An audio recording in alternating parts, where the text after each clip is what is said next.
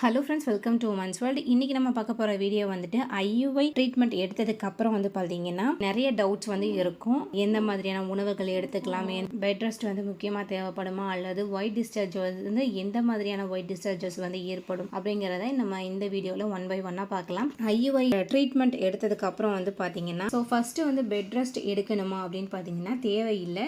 அது வந்துட்டு ரொம்ப வீக்காக இருக்கீங்க, உங்களுடைய யூட்ரஸ் வந்து ரொம்ப பலவீனமாக இருக்குது அப்படின்னு சொல்லியிருந்தாங்கன்னா அப்படின்னு ஸ்கேன் பண்ணும்போதே உங்களுக்கு வந்து அந்த ட்ரீட்மெண்ட் எடுக்கும் போதே உங்களுக்கு வந்து தெளிவுபடுத்திடுவாங்க.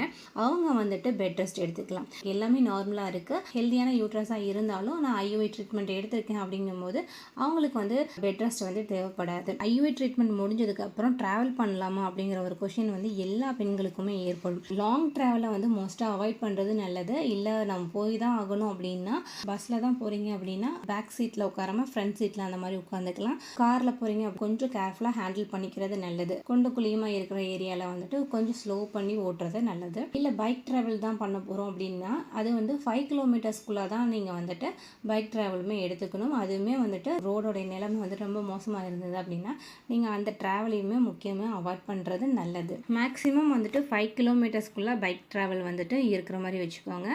அதாவது தவிர்க்க முடியாத சூழ்நிலையில் ட்ராவல் பண்ணிக்கலாம். இந்த ட்ரீட்மெண்ட் எடுத்ததுக்கப்புறம் ரெகுலராக ட்ராவல் பண்ணுறதை மோஸ்ட்டாக அவாய்ட் பண்ணுறது நல்லது.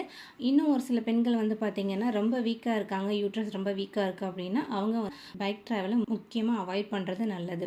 நெக்ஸ்ட் வந்து பார்த்திங்கன்னா என்னென்ன உணவுகள் வந்து எடுத்துக்கலாம் அப்படின்னு பார்த்திங்கன்னா எல்லா காய்கறிகளுமே எடுத்துக்கலாம். நான்வெஜ்ஜில் எல்லாமே எடுத்துக்கலாம். சிக்கன் மட்டும் மோஸ்ட்டாக அவாய்ட் பண்ணிக்கோங்க. ஏன்னா நீங்கள் ஐயுஐ ட்ரீட்மெண்ட் எடுத்ததுக்கப்புறம் பார்த்திங்கன்னா கண்டிப்பாக வெள்ளைப்படல் வந்து அதிகமாக இருக்கும். ஸோ இதில் வந்துட்டு நீங்கள் சிக்கனும் எடுத்துக்கிட்டீங்க அப்படின்னா உடல் சூடு வந்து இன்னும் கொஞ்சம் அதிகமாகும். இந்த காரணத்தினால உங்களுக்கு வந்து வெள்ளைப்படுதல் இன்னும் அதிகமாகும். ஸோ இது வந்து உங்களுக்கு வந்துட்டு டிசைன் டிஸ்டர்ப் ஆகிட்டே இருக்கும். என்னென்னா நமக்கு வந்துட்டு எதுக்கு அதிகமாக வெள்ளைப்படுது, நமக்கு வந்து கரு உண்டாகுமா அப்படிங்கிற ஒரு கன்ஃபியூஷன்ஸ் வந்து ஏற்படுத்தும். ஸோ இந்த காரணத்தினால முக்கியமாக அவாய்ட் பண்ணிக்கோங்க. சிக்கனை வந்து அவாய்ட் பண்ணிக்கிறது நல்லது. வெளி உணவுகளை வந்துட்டு அவாய்ட் பண்ணிக்கிறது நல்லது. ஜங்க் ஃபுட்ஸு, ஃபாஸ்ட் ஃபுட்ஸு இந்த மாதிரி வந்து எடுக்கிறத வந்துட்டு முக்கியமாக அவாய்ட் பண்ணுங்கள். ஆஃப்டர் ஐயுஐக்கு அப்புறம் இது கண்டிப்பாக ஃபாலோ பண்ண வேண்டிய விஷயம். நெக்ஸ்ட்டு வந்து பார்த்தீங்கன்னா ஒயிட் டிஸ்சார்ஜ் வந்து ஏற்படுமா அப்படின்னு பார்த்தீங்கன்னா கண்டிப்பாக வந்துட்டு ஏற்படும். பெண் உறுப்பில் வந்துட்டு கேதட்டர் மூலமாக உங்களுக்கு வந்து அந்த விந்தணுக்களை வந்து உள்ளே செலுத்தியிருப்பாங்க. ஸோ அந்த காரணத்தினால அந்த கர்ப்பப்பைக்குள்ளே செலுத்தி இருக்கிறனால அது கர்ப்பப்பை வாயிலிருந்து சுரக்கக்கூடிய டிஸ்சார்ஜஸ் வந்து கண்டிப்பாக வெளிப்படும். அது ஒரு காரணம். சர்விக்ஸ்லேருந்து ரிலீஸ் ஆகக்கூடிய டிஸ்சார்ஜஸ் அது ஒரு காரணமாக இருக்கும். ரெண்டாவது ஐயுஐக்கான ட்ரீட்மெண்ட்டுக்கான டேப்லெட்ஸ் வந்து எடுத்திருப்பீங்க, இன்ஜெக்ஷன்ஸ் வந்து போட்டிருப்பாங்க, HCG இன்ஜெக்ஷன்ஸ் வந்து போட்டிருப்பாங்க. ஃபுல் அண்ட் ஃபுல் உங்களுடைய உடம்பு வந்து டேப்லெட் வந்து எடுத்து அந்த ஒரு 1 வீக்குக்கு வந்து டேப்லெட் எடுத்திருக்கோம். அதோடைய வெளிப்பாடு வந்து வெள்ளைப்படுதலாக மாறி வெளியே வரும். ஸோ இது வந்துட்டு அந்த டேப்லெட் எடுத்தது மூலயமா உங்களுக்கு வந்து வெள்ளைப்படுதல் கண்டிப்பாக ஏற்படும். அதுவுமே பார்த்தீங்கன்னா உங்களுக்கு கட்டிகளாக வரும், அல்லது திரியாக வந்துட்டு வெளிப்படும். ஸோ இந்த மாதிரி வந்து ஏற்படும். ஸோ இது வந்து கம்ப்ளீட்டாக நார்மல் தான். உங்களுக்கு ஐயுஐ ட்ரீட்மெண்ட் பண்ணதுக்கப்புறம் 1 or 2 டேஸ்லேயே வந்துட்டு வெள்ளைப்படுதல் ஏற்படுது, இந்த மாதிரி கட்டிகளாக வெளிப்படுது, திரியாக வெளிப்படுது அப்படின்னா நீங்கள் வந்து பயப்பட வேண்டாம். ஸோ இது வந்து நார்மல் தான். இது வந்து உங்களுக்கு நீங்கள் டேப்லெட்ஸ், இன்ஜெக்ஷன்ஸ் எடுத்திருக்க காரணத்தினால இதை வந்து வெளிப்படும். நெக்ஸ்ட்டு வந்து பார்த்தீங்கன்னா ஐயுஐ ட்ரீட்மெண்ட் எடுத்ததுக்கப்புறம் 3-5 லிட்டர் வாட்டர் வந்து நீங்கள் எடுத்துக்கணும், கண்டிப்பாக எடுக்கணும். ஏன்னா வந்து ஓவராக வந்துட்டு உடல் வந்து ஹீட் ஆக ஆரம்பிக்கும்.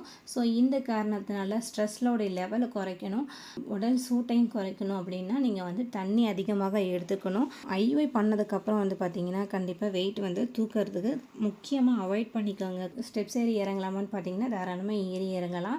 மாடி வீடாக இருந்ததுன்னா தேவை இருந்தால் மட்டும் இறங்கிக்கோங்க, தேவை இல்லைன்னா மேலே ஏறி இறங்குறத வந்து அவாய்ட் பண்ணிக்கோங்க. வெயிட் லிஃப்ட் பண்ணுறதை அவாய்ட் பண்ணிக்கோங்க. நெக்ஸ்ட் வந்து பார்த்தீங்கன்னா உடலுறவு வந்து இருக்கலாமா அப்படின்னு பார்த்தீங்கன்னா கண்டிப்பாக இருக்கணும்.